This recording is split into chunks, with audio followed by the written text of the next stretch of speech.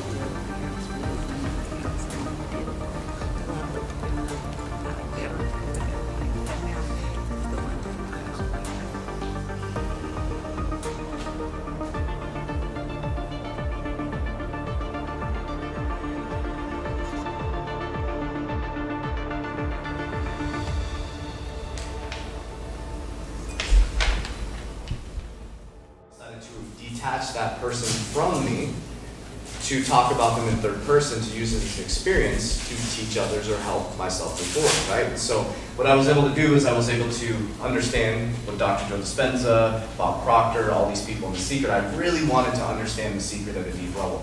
Now the reason why it worked for me in the beginning is probably because maybe I had an advantage. I had lost everything. I really had no other choice but to go up. So that could have been an advantage, right? So I just started doing I am affirmations and started to work. But once I understood Dr. Joe Dispenza's level of it, you know, I've kept diving into this as well because he's a master at this. And so it's connecting the heart and mind together. So before we go into goal setting, it's really understanding what does that mean.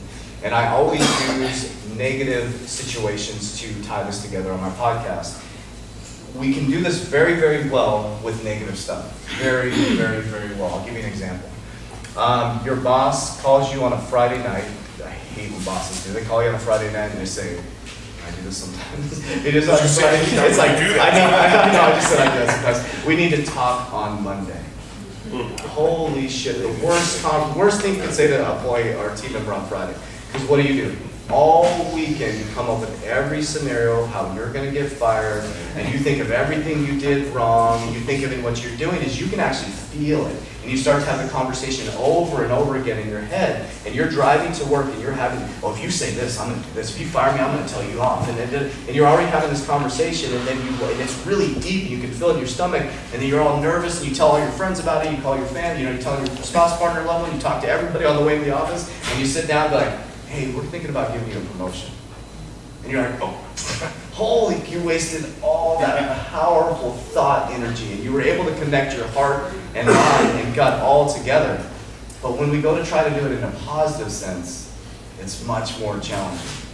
So that's the challenge you're heading into, right? It's very easy to do. Oh, please, George. Just a quick question, housekeeping. What's that video that just hit me? Yes. Is there a title? I just want to write it down so I understand. Yeah, we'll get it for you at the break, yep. Yeah, Dr. Joe Dispenza is a remarkable, because he talks about the physical body and how the body actually works. And the problem in the past, even when I was going through the secret stuff, a lot of people, my family's Catholic, and I respect all religions, and they were like, they would call it mumbo jumbo, you can't control the universe, I'm not saying I can control things, but I can control my thoughts, they're my thoughts, right? And so I started to do that, and then I started to read the Bible, and like it says in the Bible, to pray with discernment. Discernment is not beg, flounder, God, please give me a car. God, please give me a car. He's like, hey, you just drove by McDonald's and they're hiring. Like, you just drove by Burger King, they're hiring. Humble yourself. Go get the job. They're actually available and you can get the resources. I gave you 2 legs to walk and talk and do all. So that's how I started to adopt it. I'm like, okay, I'm just going to think with discernment, pray with discernment, meditate with discernment. And what changed the game for me is, Kevin and I got to experience this. I used to say, very specifically, $1.8 million. And I think it's going to manifest somehow, but I kept saying $1.8 million, $1.8 million. But every time I would say that, I'd be sitting in the gym that was failing. And all this resistance would come into my body. I'm like, okay, what is up with that? Like, why? What is the disconnect? So I was trying really, really hard, and then I started to just say freedom. I'm like, God, thank you for the freedom. Freedom. Because I can feel, when I say the word freedom, I can feel it. I can see my kids running around traveling all over the world, financially free, and it just was very vague, and it was easy to say, and it felt good to me. And so I started with the word freedom, and I started to feel that feeling. I can picture it. I can picture my mom, taking care of my mom, and her having to drive her. And those are the things I think about. Her never having to, clean anything ever again. And those are the things that would make my heart smile. And I'm like, then I just started practicing with that, and then I'd get a little bit more specific, and I would hold on to that feeling as long as I can. And so what he's talking about is connecting the heart and mind together, just like you do with negativity. If you can battle that, Kev calls it, and I'll Kev handle him, he calls it reverse manifestation. So I'll kick it over to Kev.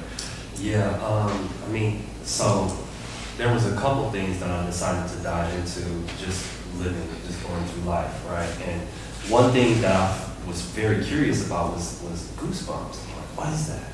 The heck?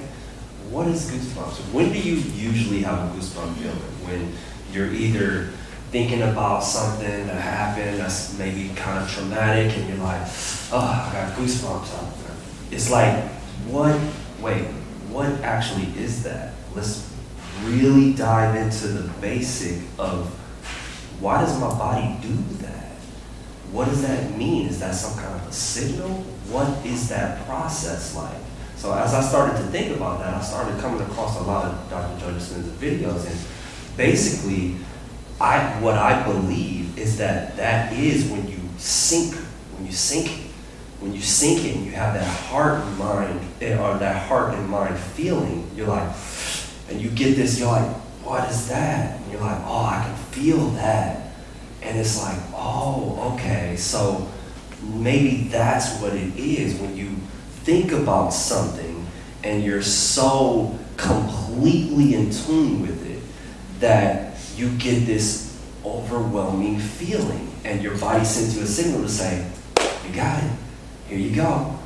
But we just kind of chuck it off and say, oh, I got goosebumps thinking about that. And it's like, no, that means something. We're only scratching the surface of what we actually know that we're capable of as a human race, because we just caught up in all this other nonsense. We caught up in the freaking social media and the politics and all this goofy stuff. And it's like, no, dive in here to really figure out what that is. So if you think about, okay, what paradigm have I been running my entire life? And it's the thing we talked about yesterday. It's this always happens to me. It's like, you're right, sure does.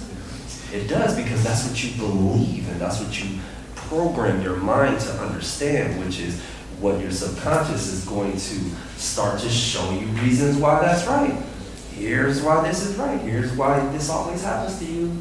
And you have to shift that, and it's really, really difficult to shift into thinking, okay, but no, I want to identify with what's possible. That's why I put this here.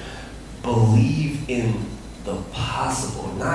Don't get so hung up on, oh, this is not gonna work, or this is why this can go wrong, and this is why it never works. It's like, no, you gotta change that, because that's the old, like Dr. Joe Dispenza said, that's that old programming. That's what you're used to, and it feels comfortable, and that's what makes you end up thinking that it's okay to think that way because it makes you feel right? It's like if I'm slapping myself and I'm so used to it, and they're like, why do you slap yourself? It's like, I don't know, it feels good. We do that with so many different things, and we just chalk it off as, oh, this is just who I am. It's like, no, it's not. It's a program that you've installed that the reason why you can do this and not go left foot, right foot, left foot. You're not consciously saying that in your mind. How is it that I can do this and talk at the same time? It's a miraculous process that's going on up here. And once you understand that, you're like, wait a minute. Okay, I'm blinking without thinking. My heart's beating. My blood, my temperature is staying at a particular temperature the entire time. What is controlling that? How is that possible? And it's all through the below conscious, subconscious mind, which allows you to do things seemingly autonomously. It's like an automatic program.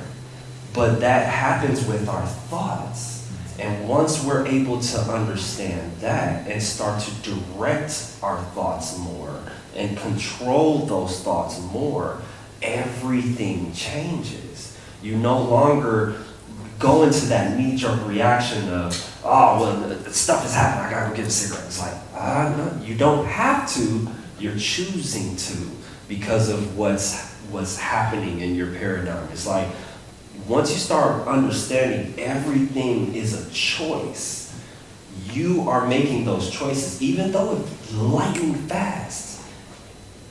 That's the automatic program. It's lightning fast that I can step like this and still talk. It's lightning fast that I can gesture and do like this and move my arms around and still be able to talk.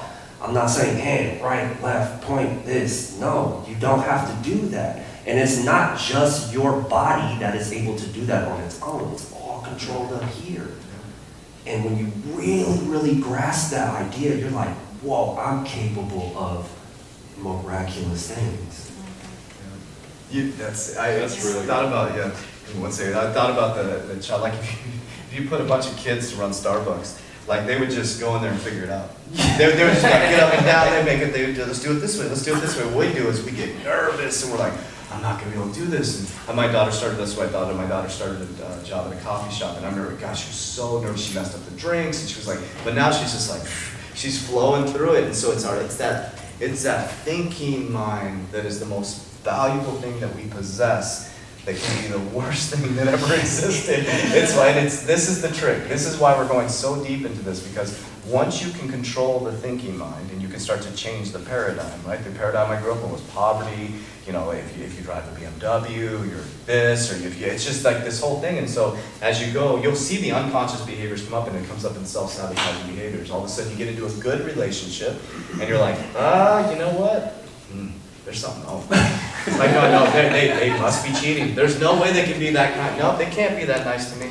That's not possible. And then you go in the same self-sabotaging behavior. You have to fight through that feeling, right? You have to be like, nope, you asked for this, like be blessed in this, like sit in it and let it work through your body. It's just this process you have to go through. And the thing that we really want to dive into is that this is generational programming over and over and over.